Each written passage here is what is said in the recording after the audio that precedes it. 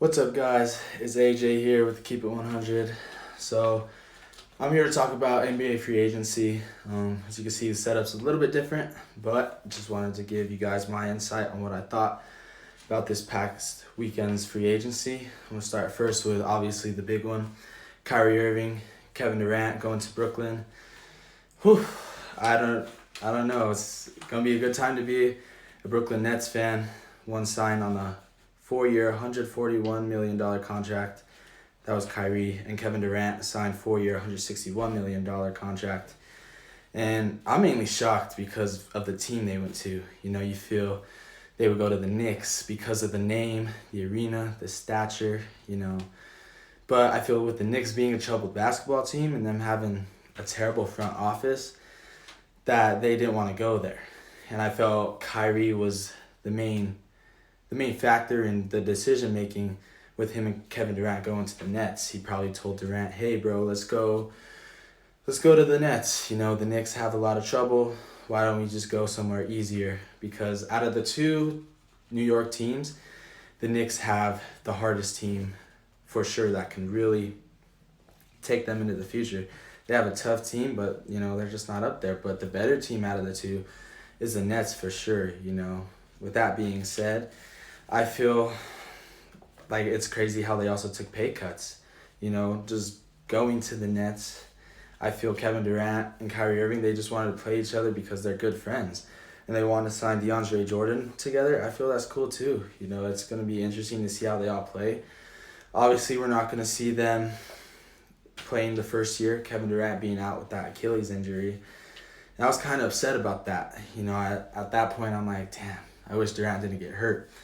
I wish that he would have gotten healthy, and I wish he would have finished out the finals. But it looks like we have to wait a year, maybe two, to see Kevin Durant back in full force with his good buddy Kyrie Irving. I mean, if they went to the Knicks, it would have been a legacy move for both men because they'd be going to one of the most storied franchises in the NBA. The top three, I should say, are the Lakers, Celtics, and Knicks. The three most popular for sure.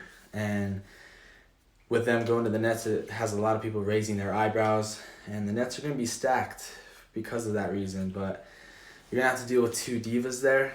Kyrie and Kevin Durant, they both want things their way and their way only.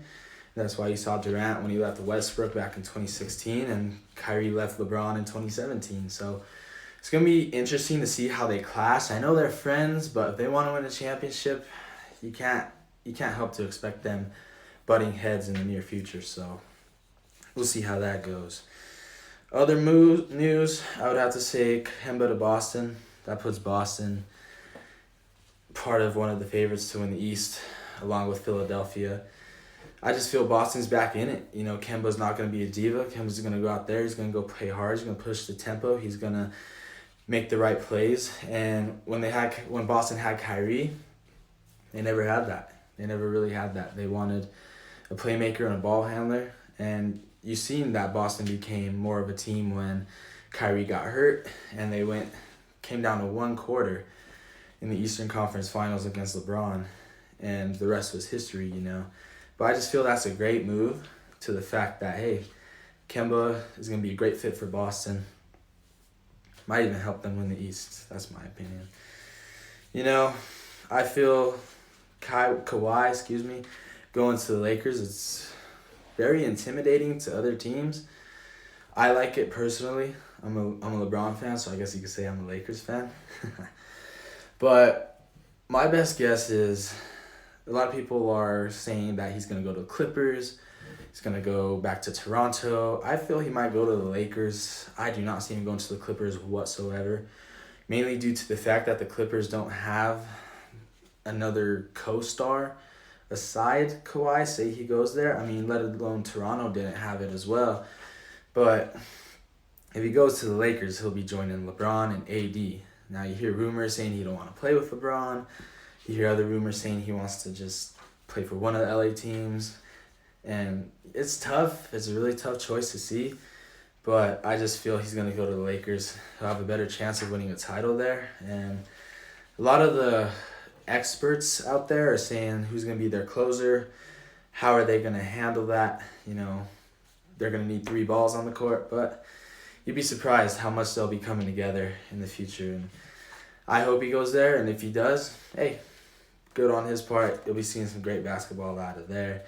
As for the Clippers, though, if they don't get Kawhi, that'll be somewhat an embarrassment, because then they'll be like the Knicks of the West. You know, they'll miss out on almost every top free agent out there on the market, and that's what they need if they wanted to be successful. And they needed a guy like Kawhi to put them over the top. You know, they beat Golden State 2 times in their building, one coming back from 31 points. I mean, you can't deny the fact that they're one superstar away from going at least farther in the playoffs rather than the first round. But we'll see what happens there. In other news, the Warriors getting D'Angelo Russell. I mean, that's a good fit. I feel it's a good fit, but with Kevin Durant going to Brooklyn, they're definitely back to the 73-9 Warriors. They're back to the old squad, the Draymond, the Curry, the Thompson. You know, you're back to that old squad that won them the 2015 NBA Finals and put them as the best team in the NBA. But I feel it hurts them because Kevin Durant gives them that edge that they put against other teams. It gives them that advantage that other teams don't have.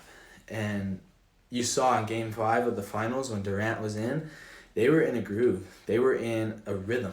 And that's part of the reason why they won that game. Say they didn't have Kevin Durant that game, you could arguably say they would have lost. But I feel that's huge. Getting D'Angelo Russell is okay, I feel. But, you know, it's going to be tough to see how he plays because the way they play, the way all 4 of those guys play are very similar. It's kind of similar to the Kawhi joining the Lakers factor. You're going to need a lot of offense on that team, and I just don't think it'll mesh. But, you know, with Kevin Durant leaving, like I said, I just feel mainly because he wasn't loved enough. You know, he would go to the Warriors and he won the title, and he thought that would be his glorifying moment. He thought it would be that push in his career, that extra step in his career to put him up with the LeBrons and Jordans and Magics, all those guys. But he wasn't loved. Ever since about 2014, it's always been viewed as Steph's team. It's never been anyone else's team. So when Kevin Durant came along for the ride, you know, he wasn't going to get the love he deserved. Of course he was going to get love. He's Kevin freaking Durant. But he wasn't going to get that respect that Steph had. And I feel like that's what really hurt him. And so, hey, that's why he left. Now, that big question out there in the world is the Warriors dynasty over? I'm afraid to say it is. You know, you have a transcendental player in Kevin Durant. You have an amazing shooter in Steph Curry, you know, and Thompson as well. But those two guys, they can't carry the team every night, you know, night in and night out. Kevin Durant made them unbeatable. And with him going to the East, it's going to make the Warriors very, very vulnerable. And I just don't think they're going to be that good, especially with them letting go Iguodala and signing D'Angelo Russell. But, hey, we'll see what happens. In other news, in NBA free agency, 76ers got Al Horford, Miami Heat got Jimmy Butler, Celtics got Kemba, Indiana got Malcolm Brogdon, and the Pelicans got J.J. Redick. Now, the reason why I said those simultaneously is because I wanted to give my top factor onto who really had the biggest impact and who got the better guy out of those groups. They're all great picks. Like, man, the East is loaded. The East is really loaded, but I think the scary team that the people are going to sleep on is going to be the Pelicans for sure. You know, you're going to have guys like Lonzo, Ingram, Hart, Josh Hart. Those 3 guys alone, they already have chemistry together. And when you got 3 guys that have chemistry together, I mean, it's going to be hard to stop. So good luck with that. But then you add that monster out of Duke. I don't know his name. Oh, yeah. Zion Williamson. That man, he's gonna create shockwaves through the league. And I know people are putting all the hype on him, maybe way too early, but man, he is gonna be a monster for that team. he is truly going to put them over the top and maybe even take them farther than a lot of people thought they were going to go. But when you also add J.J. Redick in there, a quality catch-and-shoot shooter, they're going to be slept on, man. They're going to be tough to beat night in and night out. Now, I know they're going to have young players, and experience will be on other teams' sides, and the Pelicans won't have that experience, but it'll definitely take them 2 to 3 years to truly develop as a team. But make no mistake about it, they're going to be a force to be reckoned with, and they're going to be one of those teams that you got to keep your eye on, especially with Zion playing. So I also like Jimmy Butler to the Heat.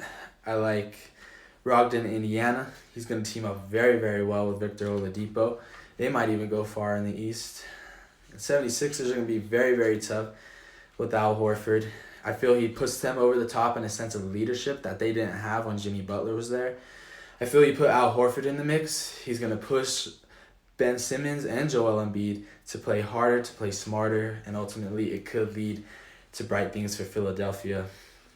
And of course, Jimmy Butler going to the Heat, a Marquette alumni. I mean, you could arguably say he's taking Dwayne Wade's place. He's not going to have that aura that Dwayne Wade had, but it's going to be something that the Heat need, especially with Dwayne Wade retiring. Who knows? Might even see Dwayne Wade come out of retirement. I don't think that'll happen. But, like I've been saying, we'll see. Well, guys, be sure to like and subscribe, comment on whatever you think is the biggest free agency move out there. And if you feel I should talk about anything in particular in this world, just comment. Of course, subscribe. And I'll be back in a few to make another episode, this time on UFC. Peace out, guys.